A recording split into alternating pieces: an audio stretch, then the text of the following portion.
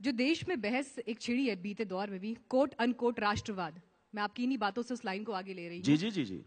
उसे आप किस तरह से देखते हैं, खुद को इस बहस में कहां पाते हैं? मैं तो बहुत बड़ा राष्ट्रवादी हूं, बट अनफॉर्चुनेटली और fortunately I don't belong to any political ideology एक एंड आई डोंट राष्ट्रवाद बिलोंग जिसका टू आप एनी जिक्र पॉलिटिकल कर रहे हैं, पार्टी। दूसरा राष्ट्रवाद वो जो बहस में और सुर्खियों में दिखाई देता है। वो तो बकवास है, वो बिल्कुल बकवास है। देखिए ऐसा है, किसी और टाइम पे बुलाइएगा तो फिर हिंदुस्तान की या भारत की, भारत इस देश का नाम भारत, ध्यान रखना, इंडिया और हिंदुस्तान नाम इन्वेडर्स ने दिया है आपको। कभी 2500 वर्ष पहले अलेक्जेंडर जब आया तो उसने कहा इंडस सिविलाइजेशन जो है, उसके बाद जब दूसरे लोग आए, आपके देश का मूलभूत नाम है भारत। शकुंतला और दुष्यंत के प्रेम का प्रतीक भारत के नाम, भारत के नाम पर आपका देश है। किसी जगह तो एक रहो यार, नाम भारत है, हिंदुस्तान है, इंडिया है। सो हमारे ऊपर विदेशी इन्फ्लुएंस इतना ज्यादा रहा है। तो यानी रेलवे स्टेशन से लेकर जगहों के जो नाम बदले जा रहे हैं उससे आप इत्तेफाक रखते हैं? देखिए मैडम, बात ऐसी है कि आप जिस दिन विजेता होंगी, हर विजेता अपना नुकूत, अपने चिन्ह छोड़ के जाता है।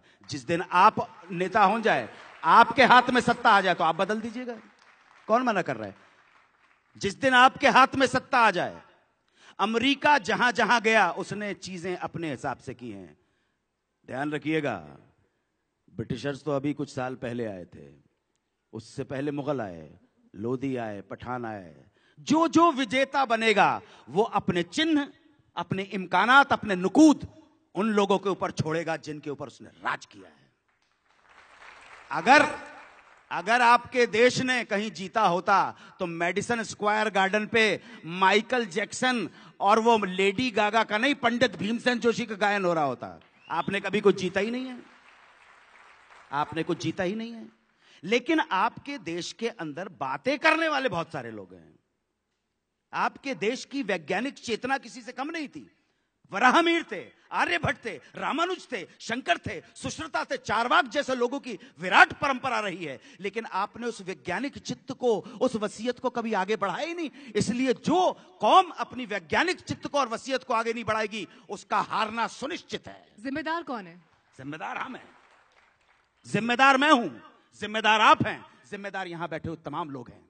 जब तक ये देश कलेक्टिव रिस्पॉन्सिबिलिटी नहीं लेगा, इसी तरह से छोकरियों की तरह बातें होती रहेंगी, देश का कोई भला नहीं होगा। आइए गली गली, नुक्कड़ नुक्कड़ के ऊपर चर्चा की जाए कि हमारे पतन के कारण क्या हैं, क्यों लड़ते हैं। धर्म, जाति, संप्रदाय, अंचल, भाषा के नाम पर एक नहीं हो सकते। अरे कम से कम भारत माता के नाम पर एक हो जाओ, इतना कहना है।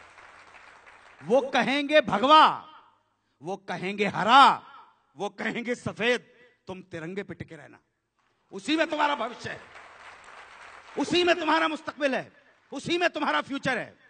इसके अलावा और कोई चारा नजर नहीं आ रहा। ये बोलेंगे पॉलिटिशियन को क्यों दोष देते हो यार? पॉलिटिशियन कोई मंगल ग्रह से थोड़े आया है। नहीं, तिरंगे पर तो सभी एक साथ खड़े होते हैं, इसमें कोई डाउट नहीं है।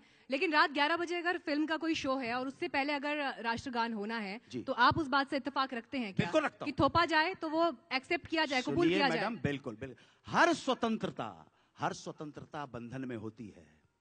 आप किसी भी धर्म विशेष के व्यक्ति से कहेंगे कि भाई तेरे धर्म विशेष ने कुछ नियम कायदे बनाए हैं, वुजू करना है, ना नमाज आती है मुझको, ना वुजू आता है, सजदा कर लेता हूं जब सामने तू आता है।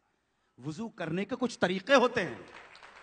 और जब इतनी बड़ी छत्ता है कि एक उधर जा रहा है और एक उधर जा रहा है, तो किसी जगह के ऊपर हमें एक जगह के ऊपर डिसिप्लिन में खड़ा होना पड़ेगा, क्योंकि आपकी कौम, आपका देश निहायती करप्ट और इनडिसिप्लिन लोगों का है। बस खत्म है, बड़ी सिंपल सी बात है। खड़े हो जाइए ना, आपको प्रॉब्लम क्या है खड़े होने में? मैं आपकी पर्सनल बात नहीं बोल रहा। लेकिन इसे नियम बनाया जाए। बिल्कुल नियम बनाया जाए, बिल्कुल नियम बनाया जाए मैडम। नहीं आना चाहिए, स्वतः ना आए किसी के मन से। नहीं, स्वतः आपके मन में आएगा नहीं। स्वतः लाने होते तो आप ना शक से हारते, ना हूण से हारते, ना लोधी से हारते, ना पठान से हारते, ना अंग्रेज से हारते, ना मुगल से हारते। आपके अंदर है ही नहीं वो दम। और अभी जो आपको सोसाइटी में विभाजन दिखाई देता है, उसे आप कैसे देखते हैं? कौन सा विभाजन? विभाजन तो बहुत पहले से है भाई। जो बयानों का ध्रुवीकरण होता है। बयान की बात मत कीजिए। बयान तो ये पॉलिटिकल सारा चलता रहता और चलता रहेगा। आपको डलहौजी का नाम मालूम है? उसने तो क्लियर कट पॉलिसी बनाई थी, डिवाइड एंड रूल। तुम्हारा मुस्तकबिल वही है, फूट डालो और राज करो। ठीक है? आप आज भी देख रहे हैं इस राजनीति को? हाँ ना, वो तो हमेशा से है। आप उसके बगैर अपना पॉलिटिकल करियर सर्वाइव ही नहीं कर सकते आप। और मेरी भविष्यवाणी सुन लीजिएगा, अगर भारत ने अपना चिंतन और अपनी जीवन की शैली, अपने समाज का ढर्रा चेंज नहीं किया और ड्रास्टिक चेंज नहीं किया, तो अंजाम यही होता रहेगा। नेताओं को गाली देना, कोई भी नेता हो, कोई भी किसी भी पार्टी का हो, बड़ा आसान है कि मैंने अपना सब कुछ उसके ऊपर थोप दिया। नेता बाहर से नहीं आता है। आप दोष लगाते हैं कि नेता भ्रष्ट हो गए। अरे भ्रष्ट जनता के भ्रष्ट नेता होते हैं यार। आपके यहां जो भी अच्छा आदमी भी आएगा तो ये समाज का सिस्टम आपको अच्छा नहीं रहने देगा। आइए बैठ के फिर चिंतन करते हैं। पूरे देश में आओ ना, किसी पॉलिटिकल मत होना, निष्पक्ष भाव के साथ, रैशनल होके, तटस्थ भाव के साथ आइए चिंतन करते हैं, मनन करते हैं, अध्ययन करते हैं और निष्कर्ष निकालते हैं जो देश और मातृभूमि के संदर्भ में जो कल्याणकारी होगा उसको फॉलो करें। एक नाराजगी मुझे आपके अंदर दिखाई दे रही है इस व्यवस्था को देखकर, या जो भी तकलीफें अभी समाज में दिखाई दे रही हैं। लेकिन इन सब के बीच सवाल ये कि क्या आपको लगता है आवाज दबाने की भी एक कोशिश सोसाइटी में दिखाई देती है? नहीं। कि अगर विरोध का एक स्वर दिखाई देता है, उसे दबाने के लिए बाकी लोग आगे आते हैं, क्या ये आप महसूस करते हैं? जो मैं विभाजन को लेकर भी आपसे सवाल कहाँ, अरे भाई मैं आपके चैनल के ऊपर इतनी बड़ी बात बोल रहा हूँ मैडम। आज से 50 साल पहले बोलता होता तो मेरी बीवी को उठा के लेके जाते यहाँ से। क्या बात कर रहे हैं आप? बहुत अच्छा टाइम है, बहुत अच्छा समय है। मीडिया इतना पावरफुल है मैडम इतना पावरफुल है। आपसे मैं सच बोल रहा हूं आपको भाई लोगों, एक बात, पुलिस वाले से डरे या नहीं डरे, नेता की गुंडागर्दी से डरे या नहीं डरे, लेकिन मीडिया से लोग डरते हैं। इससे बड़ी क्या बात? मीडिया इतना पावरफुल स्तंभ है, इससे बड़ी क्या? और ये कि आवाज दबाई जा रही है और उठाई जा रही है, बकवास है, इनमें मत पड़िए। अजब नहीं है जो तुक्का भी तीर हो जाए। ये शेर पॉपुलर मोरिटी का है, शायद मेरे हिसाब से आज से 30 साल पहले लिखा था उसने।